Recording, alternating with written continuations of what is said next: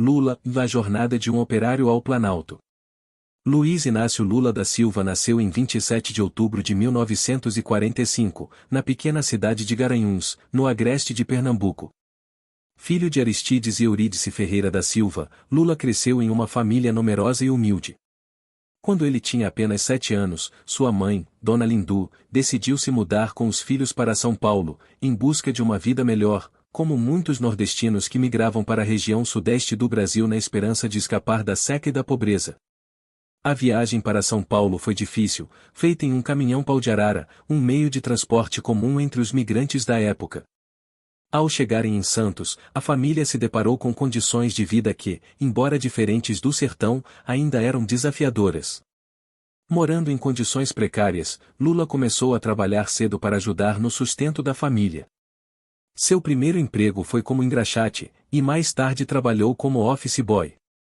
Aos 14 anos, Lula iniciou sua carreira como operário metalúrgico, começando em uma fábrica de parafusos.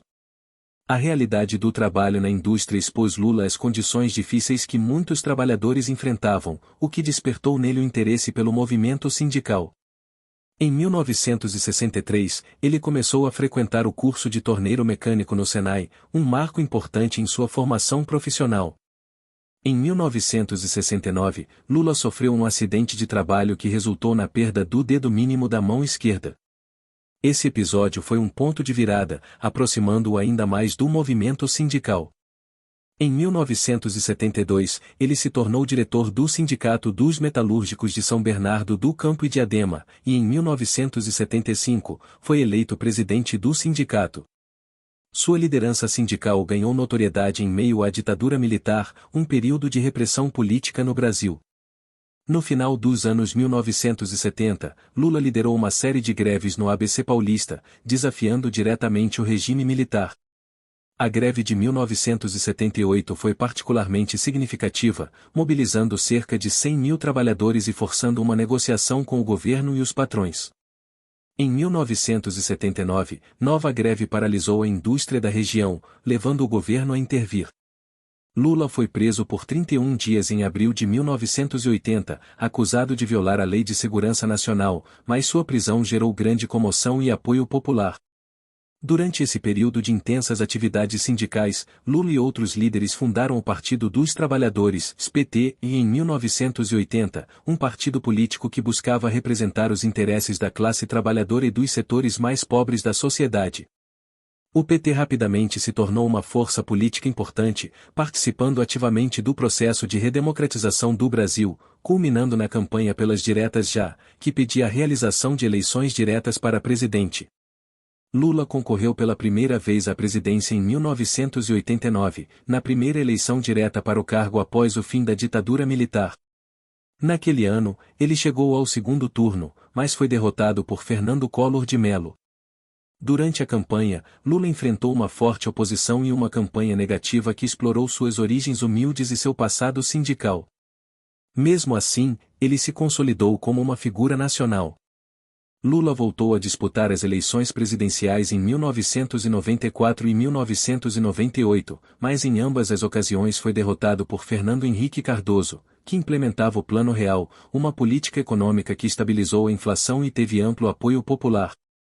Apesar das derrotas, Lula continuou a construir sua base política, e o PT expandiu sua influência pelo país. Em 2002, após reformular sua imagem política e adotar um discurso mais moderado, Lula foi eleito presidente do Brasil, com uma ampla coalizão de apoio.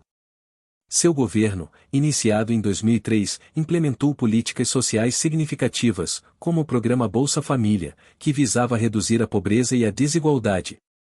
Durante seus 2 mandatos, o Brasil viveu um período de crescimento econômico, impulsionado por um boom nas exportações de commodities, como soja e minério de ferro, que alimentou a economia. No cenário internacional, Lula buscou fortalecer a posição do Brasil como líder regional e global, participando ativamente de fóruns internacionais como o G20 e impulsionando a criação de organismos multilaterais como o BRICS, grupo formado por Brasil, Rússia, Índia, China e África do Sul. Em 2005, seu governo enfrentou uma crise política conhecida como o escândalo do Mensalão, em que membros do PT foram acusados de comprar apoio parlamentar com pagamentos mensais. Embora o escândalo tenha abalado o governo, Lula manteve o apoio popular e foi reeleito em 2006. Após deixar a presidência em 2011, Lula continuou a influenciar a política brasileira. Entretanto, sua carreira foi marcada por investigações de corrupção relacionadas à Operação Lava Jato, que resultaram em sua condenação e prisão em 2018. Lula passou 580 dias preso, até que, em 2021, suas condenações foram anuladas pelo Supremo Tribunal Federal, sob a alegação de que ele não havia sido julgado por um tribunal competente. Isso permitiu que ele retomasse sua atividade política. Em 2022, Lula se candidatou novamente à presidência e foi eleito, retornando ao cargo em janeiro de 2023, numa eleição marcada pela polarização política no Brasil. Muito obrigado por ficar até aqui. Não deixe de curtir, compartilhe e digite aqui embaixo quem é que você gostaria de conhecer mais. Até o próximo vídeo.